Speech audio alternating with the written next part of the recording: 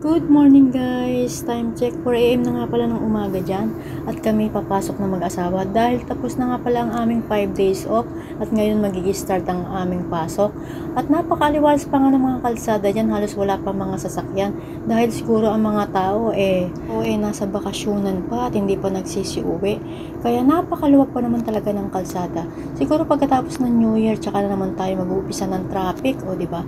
Sobrang nasulit nga namin yung 5 days off at nakapanood na pa kami ng sine ng magkakasama. At syempre nakapagsimba rin tayo para magpasalamat sa mga lahat ng blessing at lahat ng biyayang natatanggap natin.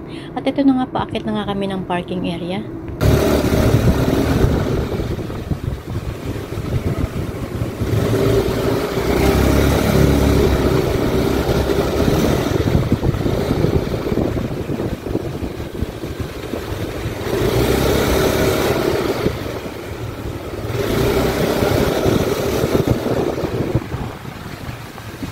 Nakapag-park na nga kami dyan at ito'y naglalakad na kami dahil pababa na uli kami dyan. At habang naglalakad nga kami, kakwentuhan kami mag-asawa. Ang sabi nga namin dalawa ay parang kulang pa yung 5 days off natin, ano? So hanggang dito na nga lang, tatapusin ko na natin itong pagkukwentuhan at kami papasok na mag-asawa. At kita mga asawa ko ay parang tinatamad pa talagang maglakad dyan, no? Dahil sobrang kulang pa raw ang kanyang 5 days off, o diba? O sige, siya hanggang dito na lang. Paalam na sa inyo. Sa susunod nating pagkikita. Bye-bye!